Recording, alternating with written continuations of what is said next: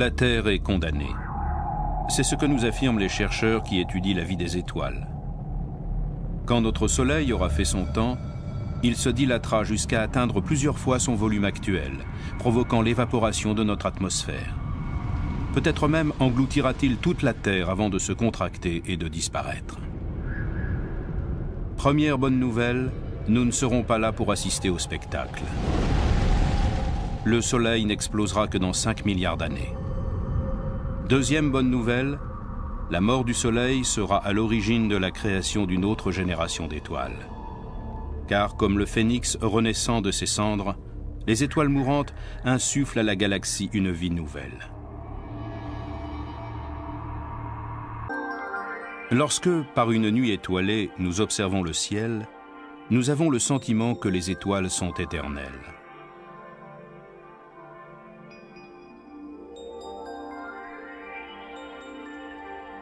Mais cette permanence des étoiles est la plus grande illusion de la nature. Si nous pouvions scruter le ciel pendant des millions d'années, nous verrions que les étoiles naissent, vieillissent et meurent. Une analyse approfondie du ciel nocturne révèle des étoiles de tous les âges. La constellation de la Lyre, par exemple, comprend Vega, une étoile blanc-bleutée qui compte parmi les plus jeunes et les plus actives de la galaxie. Et dans la constellation du Scorpion, la rouge Antares est une étoile froide sur le déclin. Les étoiles naissent dans des nébuleuses aux noms évocateurs comme le Lagon, Trifide ou l'Aigle. Grâce au télescope spatial Hubble, placé en orbite loin au-dessus de l'atmosphère terrestre, les astronomes ont pu être témoins dans ces amas gazeux de la naissance de petits soleils.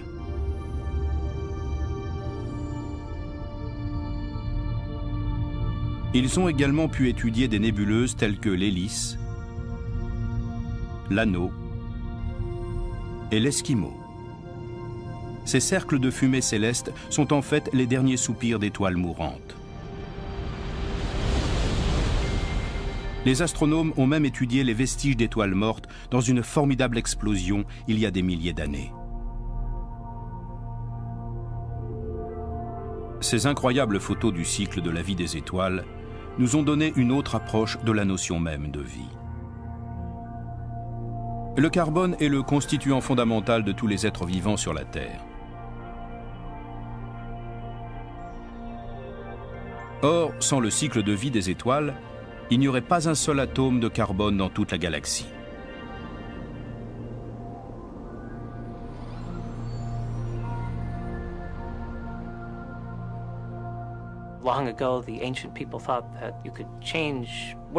Autrefois, les hommes pensaient qu'on pouvait transformer des éléments sans valeur en éléments précieux.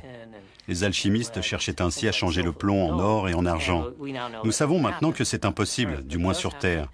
Mais dans les étoiles, c'est ce qui se produit. Et c'est cette alchimie céleste qui a fabriqué tous les éléments dont nous sommes faits.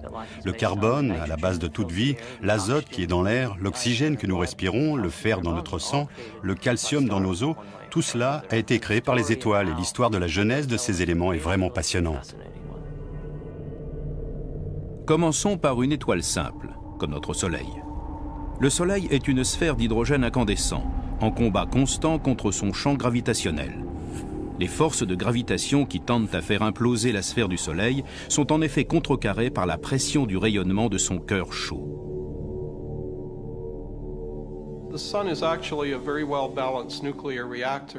En fait, le Soleil est un réacteur nucléaire très bien équilibré. Il produit de l'énergie depuis des milliards d'années par la combustion de son hydrogène en hélium. Et il fait ça depuis près de 4 milliards et demi d'années, tout en restant pratiquement stable. Ce qui se transforme dans le Soleil, c'est sa composition chimique. Pas dans les couches extérieures, mais dans son noyau. L'hydrogène se transforme progressivement en hélium. C'est une fois qu'il n'y aura plus d'hydrogène du tout que les véritables changements auront lieu. Le Soleil se mettra alors à enfler et se transformera en géante rouge. Cette expansion soudaine aura lieu lorsque la réserve d'hélium accumulée par le vieux Soleil prendra feu. La soudaine libération d'énergie fera alors de lui une géante rouge. Mais cette gigantesque étoile en manque de combustible n'aura qu'une courte durée de vie. Son noyau fabriquera des éléments de plus en plus lourds pour tenter de se maintenir en combustion. Mais à mesure que les couches extérieures de son atmosphère distendue s'éloigneront, la gravitation menacera de faire imploser ce noyau. Finalement, le feu central s'éteindra. Les régions intérieures se refroidiront et le reste se dispersera. Si l'on en croit nos observations d'autres étoiles, le Soleil se dépouillera progressivement de ses couches gazeuses pour former un anneau cosmique brillant appelé nébuleuse planétaire. Une dénomination trompeuse, car ces immenses amas immatériels n'ont rien à voir avec des planètes. Mais au XVIIIe siècle, l'astronome anglais William Herschel crut voir dans ces disques translucides des planètes fantomatiques. Il les baptisa donc nébuleuses planétaires, et le nom est resté.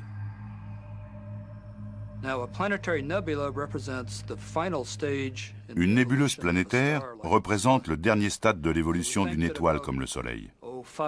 Nous pensons que d'ici 5 milliards d'années, le Soleil aura épuisé son carburant nucléaire. Il connaîtra une expansion en géante rouge, multipliant par 50 ou 100 son diamètre actuel.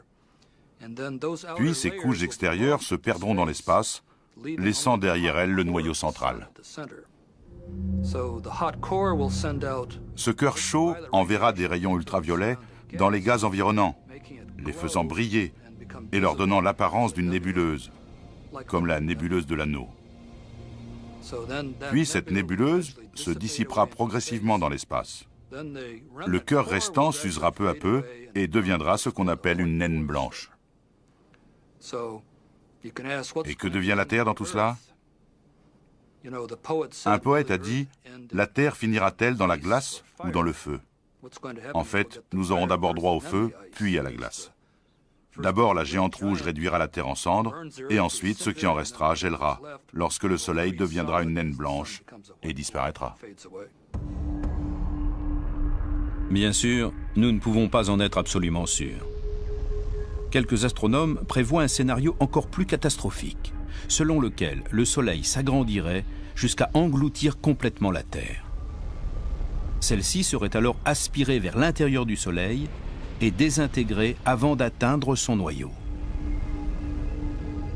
Le Soleil, quant à lui, finira non pas dans un grand bang, mais dans un murmure. Il n'explosera pas en supernova à la manière des étoiles plus volumineuses. Les supernovas projettent leurs débris dans l'espace, fournissant ainsi la matière première nécessaire à l'élaboration de nouvelles étoiles et planètes. Quand notre Soleil se changera en nébuleuse planétaire, lui aussi dispersera ses composants, mais la transition se fera de manière moins brutale. Les nébuleuses planétaires contribuent surtout à fournir de l'azote. Une bonne part de l'azote qu'on trouve sur la Terre provient d'étoiles qui n'ont pas explosé, mais dont l'atmosphère s'est dissipée sous forme de nébuleuses planétaires. Et pour moi, la plus grande réussite du télescope spatial Hubble sont les magnifiques photos de nébuleuses planétaires.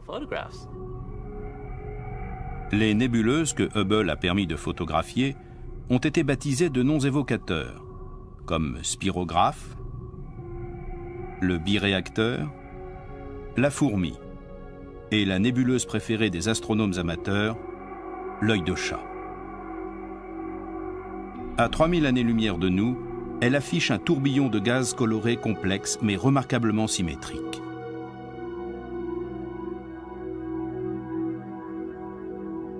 Ce sont des photos comme celle-ci, prises par Hubble, qui ont obligé les astronomes à revoir leur théorie sur la formation des nébuleuses planétaires.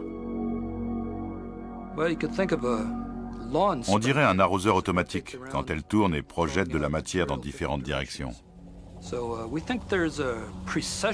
Nous pensons que l'étoile vibre, tandis qu'elle projette de la matière dans toutes les directions.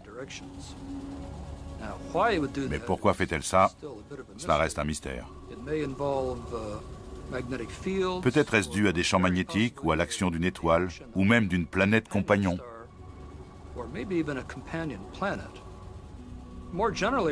Plus généralement, nous découvrons que presque toutes les nébuleuses planétaires ne sont pas rondes, comme nous le pensions, mais allongée. Même la fameuse nébuleuse de l'Anneau, qui à première vue semble ronde, a probablement en fait une structure cylindrique ou en forme de tonneau. Elle ne semblerait donc ronde que de notre point de vue et aurait un aspect beaucoup plus allongé sous un autre angle.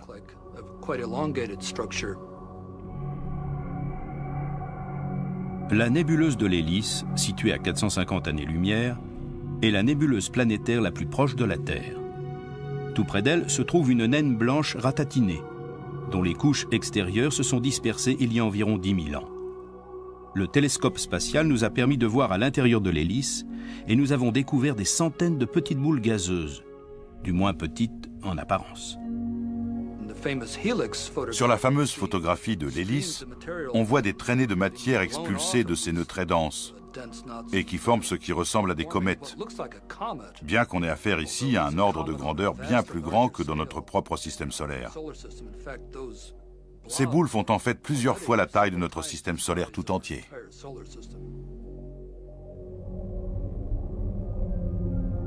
De gigantesques nébuleuses, une population extrêmement diversifiée d'étoiles, d'innombrables planètes, toutes ces merveilles font partie d'une cité d'étoiles nommée la galaxie de la Voie lactée.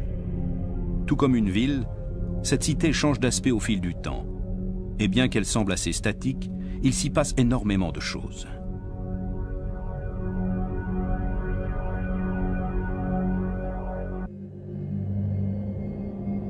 Notre galaxie est immense. Une fusée se déplaçant à la vitesse de la lumière, la vitesse limite de la galaxie, mettrait environ 100 000 ans pour la traverser. Ici vivent quelques centaines de milliards d'étoiles. Notre Soleil et son cortège de planètes résident dans une banlieue plutôt éloignée du centre-ville, une zone assez étendue et tranquille, comme le sont la plupart des régions périphériques de la galaxie. Dans cette zone, les étoiles sont de masse, de luminosité et de couleurs très variées. Des crèches et des cimetières stellaires parsèment le paysage. Du moins, le supposons-nous. Et la tâche des astronomes consiste à ordonner toutes ces informations en un tout cohérent.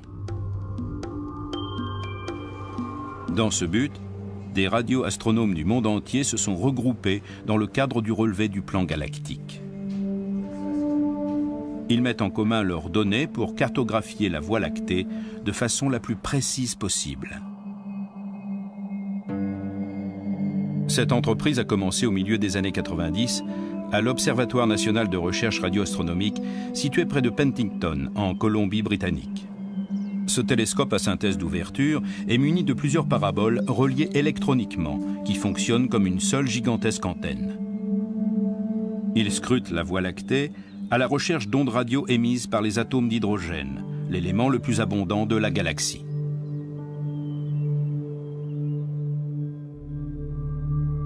La constellation du Cygne est une riche tapisserie d'étoiles et de nuages d'hydrogène qui apparaissent en rouge sur cette image optique.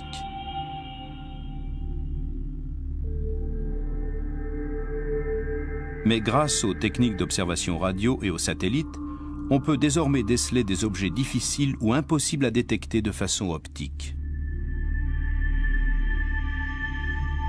Dans cette région de la Voie lactée, des étoiles géantes naissent et meurent et les résidus de plusieurs explosions stellaires sont visibles.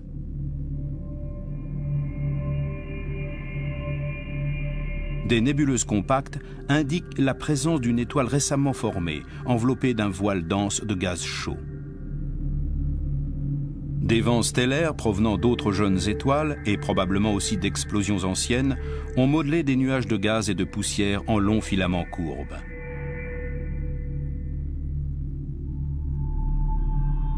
Ces gaz et ces poussières constituent ce que les astronomes appellent le milieu interstellaire. Ce milieu contient surtout de l'hydrogène, et il est extrêmement ténu. Sa température est de plus de 240 degrés en dessous de zéro.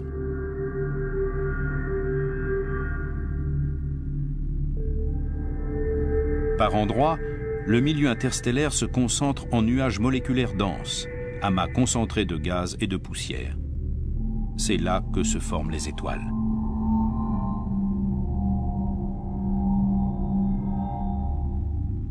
Les astronomes attendent beaucoup de l'étude de ces nuages moléculaires. Mais pour y voir clair, ils doivent faire appel aux radiotélescopes.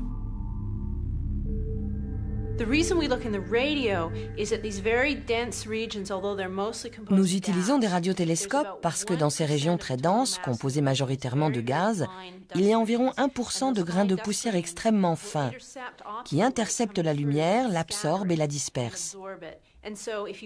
Donc si on observe une de ces régions à l'aide d'un télescope optique, on voit un amas d'étoiles tout autour. Mais la zone qui nous intéresse est toute noire. On ne peut rien voir. On dirait une zone absolument vide. Mais dès qu'on fait appel aux ondes radio, c'est l'inverse.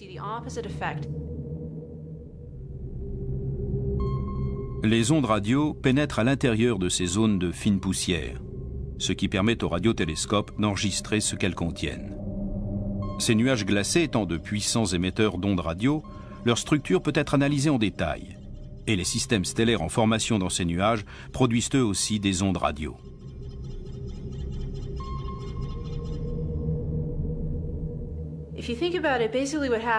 En somme, la différence entre une étoile et le milieu interstellaire, c'est que l'étoile est très dense.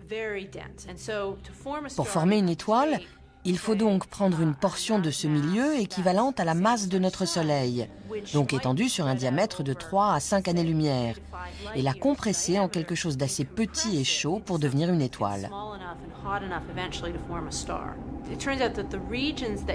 Les régions qui se densifient sont aussi celles qui sont les plus froides. Elles finissent par se réchauffer quand il y a formation d'une étoile, mais au début, lors de la phase où les matières convergent vers le centre, elles sont extrêmement froides. Elles ont une action refroidissante. Elles renvoient l'énergie dégagée par la formation des nombreuses molécules. La théorie de la formation des étoiles est simple. Un amas d'hydrogène se contracte sous l'effet de la gravitation jusqu'à devenir si petit et si chaud qu'il déclenche des réactions de fusion nucléaire qui font briller la nouvelle étoile. Mais il ne faut pas que l'amas se réchauffe trop vite, sinon il cesse de se contracter. Afin de se condenser en étoile, il doit donc se débarrasser de son excès de chaleur. On suppose que c'est là qu'interviennent certaines molécules, et principalement l'eau. Mais cette théorie est maintenant remise en question par les observations du radiotélescope placé en orbite autour de la Terre et appelé SOAS, ou satellite astronomique à ondes submillimétriques. Le SOAS a été conçu principalement pour déceler dans les zones de formation d'étoiles des molécules spécifiques qui sont essentielles pour comprendre le processus de création d'une étoile. L'une de ces molécules est l'eau et l'autre l'oxygène moléculaire.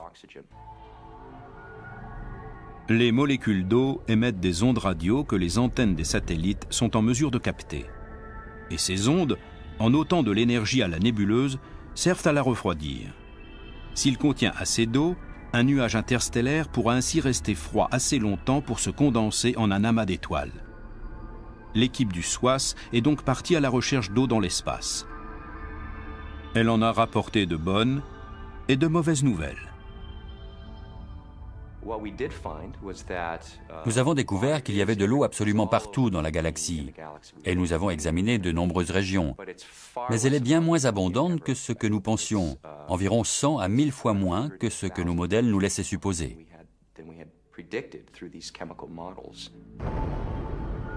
Le SOAS a également recherché de l'oxygène. Les molécules d'oxygène pourraient, comme celles de l'eau, aider à refroidir la nébuleuse lors de sa période de formation. Et de plus, l'oxygène est un élément vital et constitutif de bien des choses qui nous sont chères. Les rochers, le sol, l'air, et enfin nous-mêmes. D'où l'intérêt de rechercher de l'oxygène dans les régions où se forment les planètes et les étoiles. Dans le reste de la galaxie, l'oxygène semble bien plus rare que dans le système solaire, environ 3 fois plus rare. On peut donc se demander, est-ce que la Terre, est-ce que notre système solaire sont des endroits exceptionnels? Avons-nous plus d'oxygène que le reste de la galaxie? Ou l'oxygène se dissimule-t-il sous une forme que nous n'avons pas encore su détecter? L'oxygène que recherchait le SOAS est de l'oxygène atomique. En termes de structure chimique, il s'agit tout simplement d'atomes d'oxygène isolés. Mais peut-être les atomes d'oxygène dans l'espace s'agencent-ils par paires, comme ils ont tendance à le faire. L'oxygène cosmique pourrait ainsi se cacher sous forme d'oxygène moléculaire, semblable à celui que nous respirons.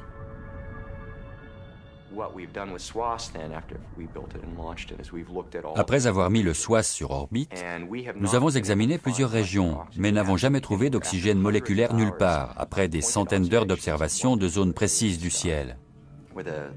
Ce télescope nous permet d'avoir un signal d'une pureté sans précédent, et nous n'avons trouvé d'oxygène moléculaire nulle part.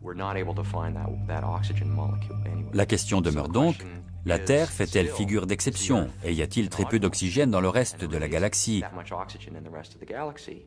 Ou l'oxygène se cache-t-il dans un endroit inconnu, ou sous une forme que nous ne savons pas déceler? Le mystère reste donc entier, et nous travaillons à le résoudre. Depuis cette interview, l'équipe du SWAS a découvert quelques systèmes stellaires où l'eau semble exister en abondance. Mais on ignore toujours pourquoi les ressources d'eau varient selon les systèmes et pourquoi il y a des variations tout court. Oxygène, hydrogène, carbone, fer, azote. Le milieu interstellaire contient tous ces éléments et d'autres encore, en diverses quantités. Tous viennent de l'intérieur d'étoiles et serviront à en créer de nouvelles. Comment fonctionne cette machine à recycler galactique? La réponse est dans le feu d'artifice le plus spectaculaire de la nature, l'explosion d'une supernova.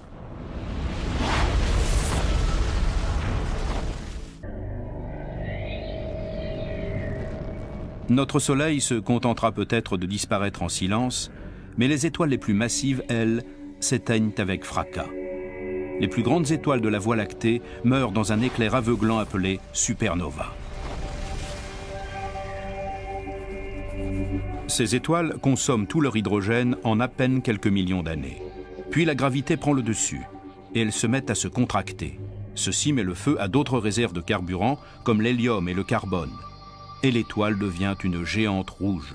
Mais quand ces réserves sont elles aussi épuisées, la source interne de chaleur s'arrête et il n'y a plus assez de pression pour garantir l'intégrité de l'étoile. Son cœur se contracte et ses couches extérieures s'effondrent. En quelques secondes, le noyau devient si dense que les matières qui tombent dessus rebondissent en une onde de choc qui se propage à travers toute l'étoile.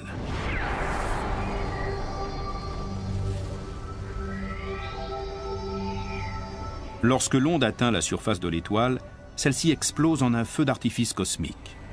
La lumière de la supernova devient alors plus forte que les lumières de toutes les étoiles de sa galaxie réunies. Nous avons pu observer ce phénomène sur des supernovas situées dans des galaxies éloignées de plusieurs millions d'années-lumière. Lors de l'explosion d'une supernova, la gravitation réduit le noyau de l'étoile à une boule incroyablement dense, appelée étoile à neutrons.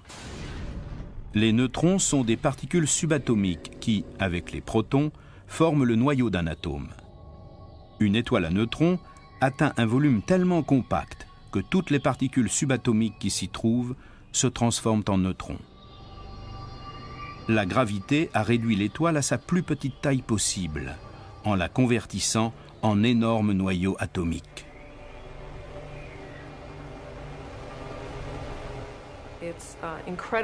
C'est très très dense. Imaginez une masse qui ferait 1,5 fois le Soleil réduite à la taille d'une petite ville, d'un rayon, disons, d'environ 10 km. C'est très dense. Une cuillère à café de matière d'étoile à neutrons pèse donc plusieurs tonnes. Et comme si ce n'était pas suffisant, ces étoiles sont en rotation très rapide. Une étoile à neutrons classique fait plusieurs tours par seconde, mais les plus rapides, à notre connaissance, font plus de 600 tours par seconde. Il faut s'imaginer quelque chose d'aussi dense tournant à la vitesse d'une centrifugeuse. Certaines étoiles à neutrons semblent présenter des taches brillantes sur leur surface. Leur rotation fait apparaître ces points plusieurs fois par seconde, donnant l'impression de clignotement ou de pulsation, qui font qu'on appelle ces étoiles à neutrons des pulsars. Le plus jeune et le plus étudié des pulsars que nous ayons découverts est enveloppée dans un nuage de débris tourbillonnant appelé la nébuleuse du Crabe. Le Crabe est l'un des plus célèbres vestiges de supernova. Ce pulsar nous envoie des signaux lumineux d'une régularité implacable, 30 fois par seconde. La plus brillante des supernovas du ciel semble ainsi nous faire signe pour attirer notre attention. Mission réussie si l'on considère que l'intérêt qu'elle suscite remonte à des temps très reculés. Il y a presque 1000 ans, les astronomes de la cour impériale chinoise ont observé ce qu'ils ont nommé une étoile haute dans la constellation du Taureau. C'était en l'an 1054 de notre calendrier. Et la supernova était si brillante qu'elle a été visible en plein jour pendant 3 semaines.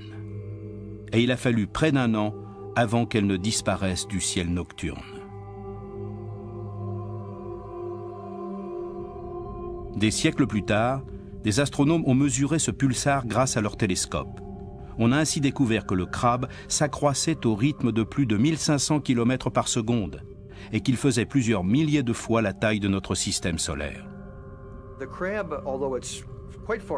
Bien que la nébuleuse du Crabe soit très éloignée selon des critères terrestres, elle est à environ 6500 années-lumière. Elle se transforme si rapidement que nous pouvons la voir changer au fil du temps, surtout grâce au télescope Hubble. Quand on la regarde à plusieurs temps t successifs, on constate qu'elle a changé d'aspect.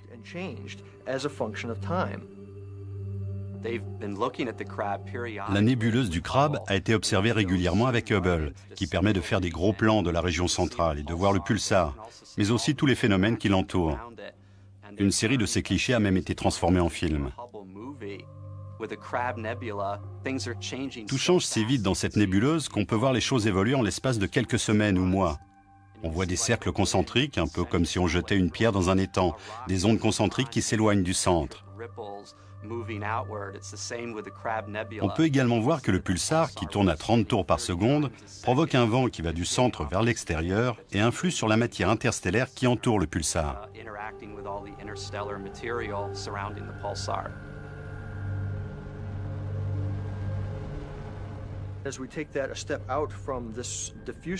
Lorsqu'on s'éloigne un peu de cette nébuleuse, on observe les interactions du rayonnement synchrotron qui entoure le pulsar avec les débris de l'explosion. Ces filaments, comme nous les appelons, qui apparaissent en couleur vive sur les photos prises par Hubble, sont littéralement de la matière d'étoile. Ce sont les couches extérieures et intérieures de l'étoile qui ont été rejetées dans l'espace et qui participeront probablement à la formation de nouvelles étoiles.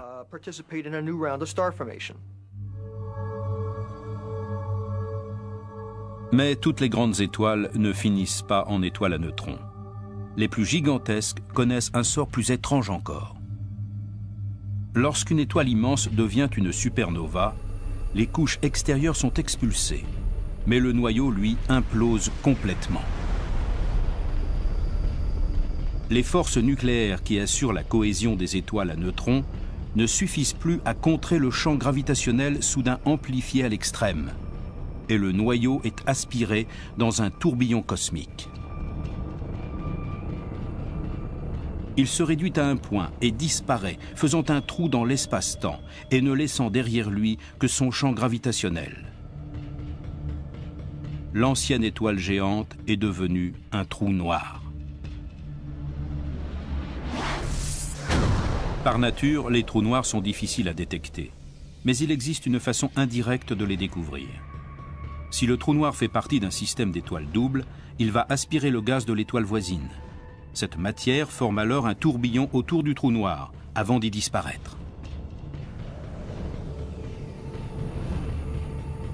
Plus les particules s'approchent, plus elles tournent rapidement, et elles s'échauffent jusqu'à émettre des rayons X. Rayons X qui peuvent être détectés par des observatoires en orbite.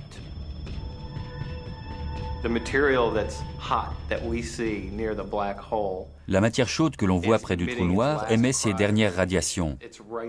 Elle est tout près du bord du trou noir et bientôt elle sera perdue à jamais pour l'univers. Quand cette matière tombe dans le trou noir, elle ne peut plus émettre de radiation qu'on puisse détecter.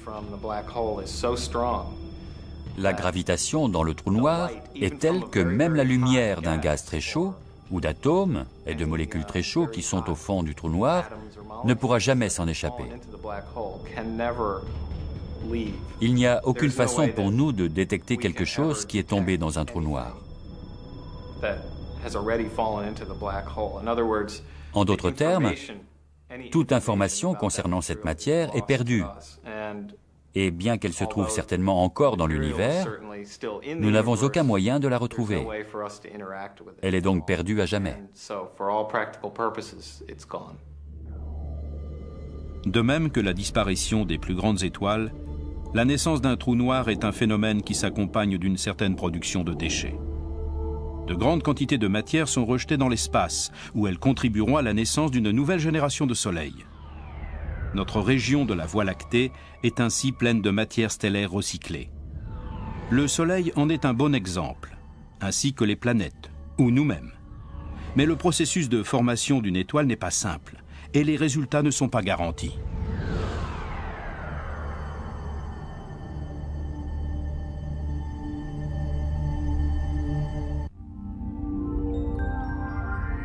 L'espace est plein d'indices sur la façon dont naissent les étoiles, dont une bonne part sont facilement repérables. Dans certaines parties de la galaxie, le milieu interstellaire brille dans le noir. S'il est excité d'une certaine façon, un nuage d'hydrogène se met à briller et prend une teinte rouge caractéristique. Un bon exemple en est la nébuleuse du Lagon, dans la constellation du Sagittaire. Cette nébuleuse est soumise à l'excitation de rayonnements ultraviolets émis par une douzaine de jeunes étoiles qui se trouvent en son sein. Cet amas de jeunes étoiles qui nous permet d'obtenir de si belles photos du Lagon est aussi la preuve que cette nébuleuse est en fait une véritable pépinière d'étoiles. Les astronomes savent que des soleils sont encore en formation au plus profond de la nébuleuse. Ils savent aussi que souvent leur naissance ne va pas sans complications.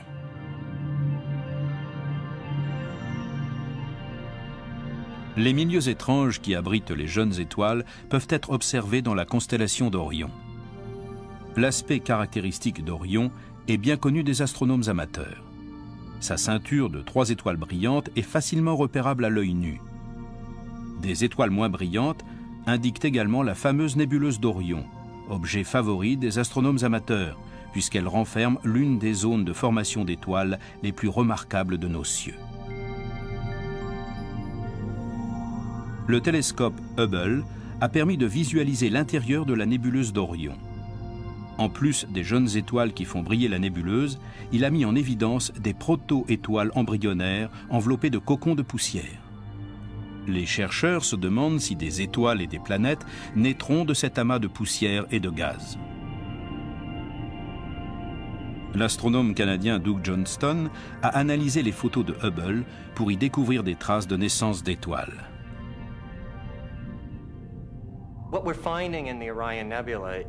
Ce qu'on observe dans la nébuleuse d'Orion est intriguant. Il s'agit non seulement d'une des zones de formation les plus proches de nous, mais aussi de la zone où se forment les étoiles les plus diverses pour ce qui est de la masse. C'est un fait unique, dans le sens où les étoiles à forte masse produisent tellement d'énergie qu'elles influent sur l'environnement des étoiles plus jeunes. Si vous observez une des belles photos de la région du trapèze d'Orion, vous voyez 4 étoiles formant un trapèze au milieu d'une nébuleuse de gaz brillant. Cette nébuleuse est en fait du gaz réchauffé par ces 4 étoiles. Ces étoiles dégagent énormément d'énergie et réchauffent toute la matière qui les entoure. A priori, les étoiles n'ont pas de queue. Mais si vous regardez tout autour du trapèze, vous voyez de petits objets qui ressemblent à des comètes.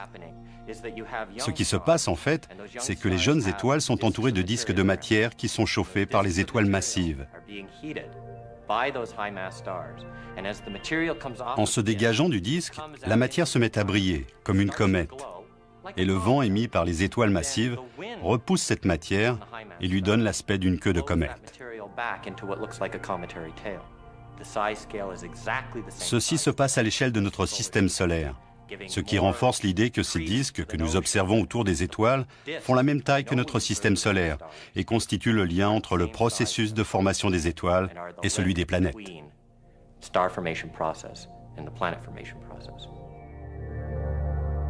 Mais Johnston et ses collègues ne sont pas sûrs que des planètes naîtront de ces disques poussiéreux. Les grandes étoiles mènent la vie dure à la nouvelle génération d'étoiles en pleine croissance. Et si celles-ci ne parviennent pas à grandir, il ne pourra pas y avoir de planète.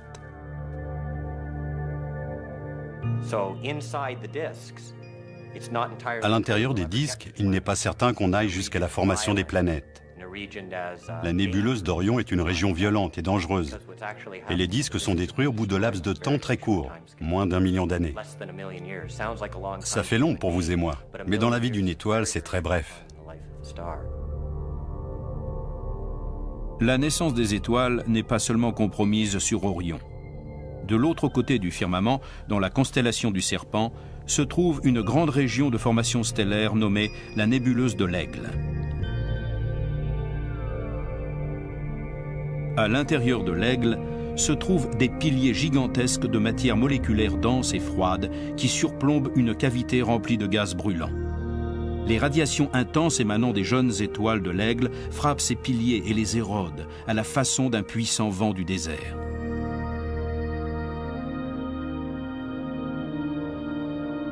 Quand l'astronome Jeff Hester a analysé les photos prises par Hubble, il a remarqué autre chose.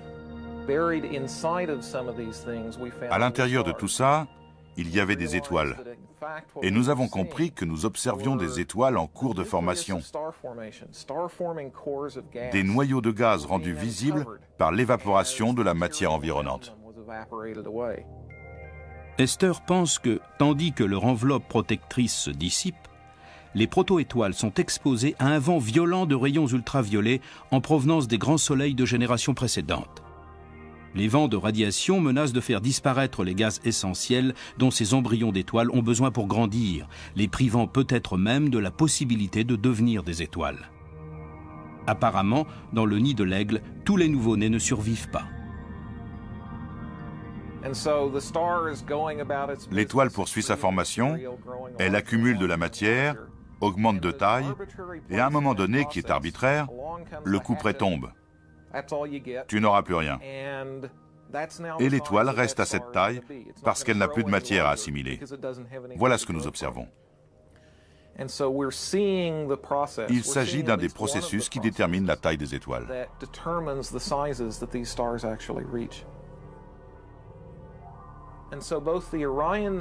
La nébuleuse d'Orion et celle de l'Aigle sont un peu comme un fusil qui fume encore.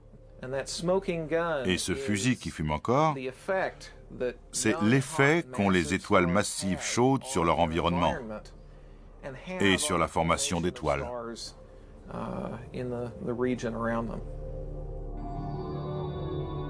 Même s'il n'est pas sans faille, le processus de formation des étoiles se répète partout dans la Voie lactée à une échelle impressionnante.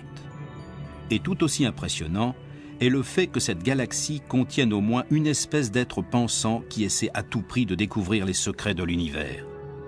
Des êtres qui ont fini par comprendre que le lien qui les unit aux étoiles est bien plus fort qu'ils ne l'avaient imaginé.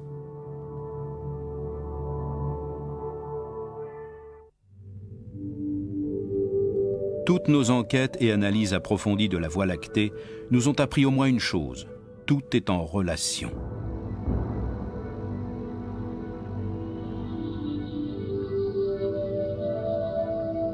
Notre galaxie est une immense machine à recycler. Lors de son explosion finale, la supernova produit tous les éléments chimiques que nous connaissons. Les vestiges de supernova, comme la nébuleuse du Crabe, regorgent de matériaux de construction galactique. Le Crabe rejette son mélange d'hydrogène et d'autres éléments plus lourds dans le milieu interstellaire. Au bout d'un certain temps, cette matière s'assemblera à d'autres nuages de matière stellaire pour former de nouvelles nébuleuses.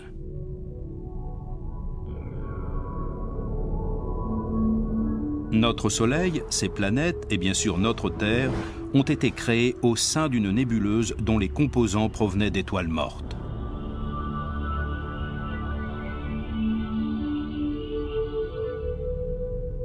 Il n'est donc pas étonnant que les astrophysiciens qui étudient les mystérieux disques de gaz dans la nébuleuse d'Orion soient aussi fascinés par le ciel nocturne.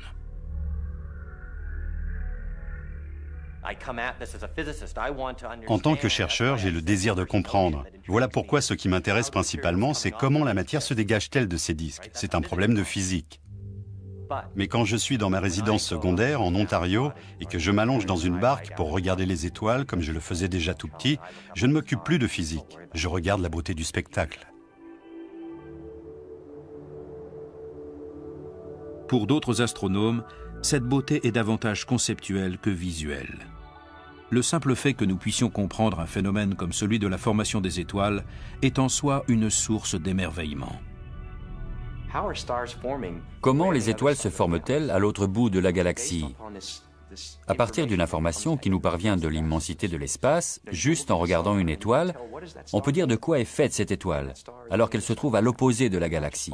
C'est absolument fascinant. Si les théories des chercheurs sur la façon dont les étoiles produisent et redistribuent les éléments chimiques sont exactes, ils ont découvert une relation remarquable entre les étoiles et nous. En résumé, les hommes sont faits de matière d'étoiles recyclées, et nous devons notre existence aux innombrables étoiles qui ont existé avant nous.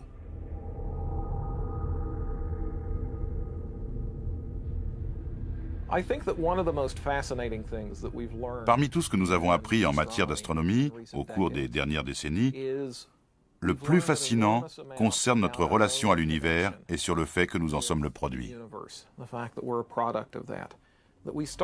Au départ, nous regardons le ciel et nous voyons des choses spectaculaires. Des quasars éloignés, la nébuleuse de l'Aigle, des galaxies. Nous apprenons énormément de choses. Mais en fin de compte, c'est vers nous-mêmes que nous regardons. Et nous percevons d'une manière différente qui nous sommes, d'où nous venons et quelle est notre relation avec tout ce qui nous entoure. Nous en savons assez à présent pour dire qu'au début de l'univers, il y avait de l'hydrogène, de l'hélium, des traces de lithium, et c'est à peu près tout. Mais vous et moi, nous ne sommes pas faits d'hydrogène, d'hélium et de lithium, mais de carbone, d'azote, d'oxygène et de phosphore. Et nous sommes sur une planète qui a un noyau en fer-nickel entouré de silicates. D'où viennent donc les autres éléments ? La réponse est qu'ils ont été produits à l'intérieur d'étoiles. Les étoiles obtiennent leur énergie en prenant des éléments légers qu'elles transforment en éléments plus lourds au cours d'un processus continu.